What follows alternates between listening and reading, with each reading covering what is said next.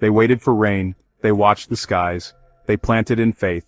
But now the crops are ready and there is no one left to buy them. The world's largest exporter of food is facing the unthinkable. An economic collapse not from drought, not from pests, but from policy. The trade war is not just back, it is in full swing, and its victims are not CEOs or bureaucrats. They are the people who feed the world. Soybeans, corn, pork, dairy, cotton, sorghum. The lifeblood of the rural economy is being throttled by tariffs. Some from Washington, some from Beijing, some from Brussels, but the outcome is the same.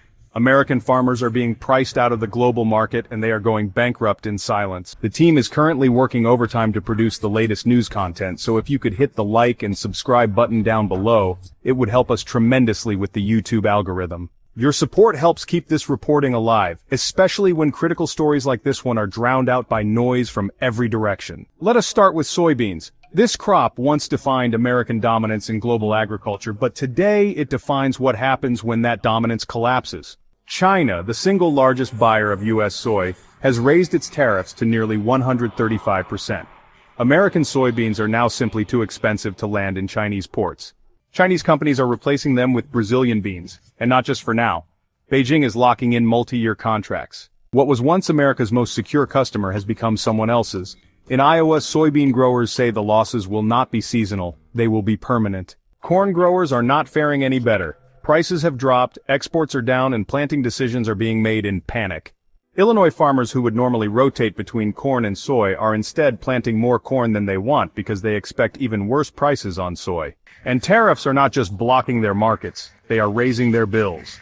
Imported fertilizer, seed, chemicals, and diesel components all are facing new duties. In New York, a dairy farm just got hit with a $20,000 increase in feed and fertilizer costs because their supplier was across the Canadian border. It is not just exports that are tariffed, it is imports too. In Wisconsin and Pennsylvania, dairy producers are watching with horror as Chinese demand collapses.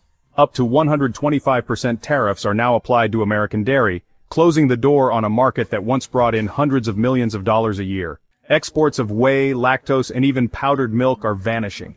In their place, Europe and New Zealand, once again competitors, are not just stepping in, they are establishing dominance. Meanwhile, in the pork industry, the situation is even more dire.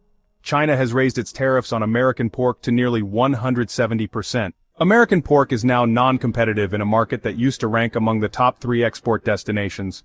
Hog farmers are watching orders vanish. The National Pork Producers Council said plainly this week, the U.S. is being replaced. Other nations are stepping in to fill the supply void, and they will not give that ground back. Oddly, not all livestock producers are crying foul. The National Cattlemen's Beef Association, representing the beef sector, is actually supporting the trade war. Why? Because they see an opportunity. U.S. beef has long faced unfair quotas in countries like Japan and Korea. They believe that a reset could open more doors, but that optimism comes with risk, and the numbers are not yet in their favor. The fresh produce industry is also on edge. Fruits, nuts, vegetables, the International Fresh Produce Association warned this week that if current tariffs continue, retaliations will begin hitting their growers next. The United States exports apples, berries, almonds, grapes, and more, and many of those depend on stable trade ties. If new tariffs are imposed from Europe, Asia, or Latin America, growers fear they will be the next casualties. And then there is cotton and sorghum.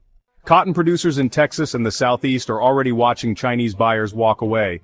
Prices are falling, stockpiles are growing, and there is no plan in place. Sorghum, once a booming export to China, is now dead in the water. New data shows a 95% drop in exports. One Kansas grower described it as economic extinction. And behind it all is a simple truth. American farmers are being caught in a war they did not start, cannot win, and may not survive. Input prices are rising, export revenue is falling, foreign competitors are locking in deals, and the institutions meant to protect them, from the White House to the World Trade Organization, are offering nothing but press conferences. So what happens now? Farm groups are demanding relief. The National Farmers Union is calling for congressional oversight on tariffs. The American Farm Bureau is asking for immediate negotiations with China. Even historically conservative groups are now urging direct intervention. The White House says it is preparing another relief package, but farmers are skeptical.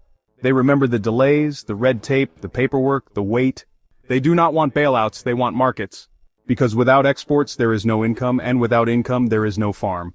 The devastation is already visible. Equipment purchases are slowing, land rentals are collapsing.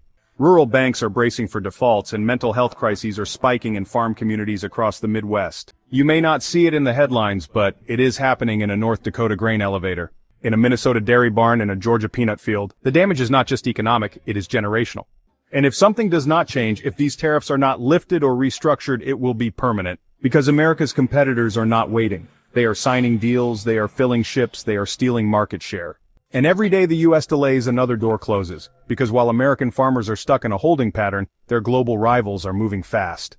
Brazil has ramped up its export infrastructure, building new inland ports and doubling rail capacity to move soybeans faster and cheaper to China.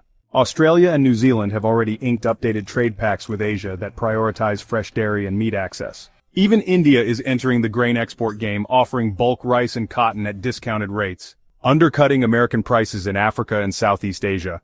What was once a race America led by miles is now a sprint it is losing. Competitors are not just selling more, they are negotiating long-term control. From digital custom systems to export credit guarantees, rival nations are offering stability, predictability, and low-cost deals. The message to global buyers is clear. You do not need the United States anymore. For decades, America's dominance in agriculture rested on more than yield. It rested on trust. But when that trust is broken, when deliveries are unpredictable, when tariffs hit mid-contract, when prices spike without warning, buyers look elsewhere. And when they do, they rarely come back. The trade war is not being fought with bombs or bullets. It is being fought with spreadsheets, shipping manifests, and silent contracts signed behind closed doors. And America's farmers, they are on the front line with no protection. This is no longer a strategy, it is a crisis. And the longer it continues, the more permanent the damage will be. America feeds the world, but right now the world is learning how to feed itself with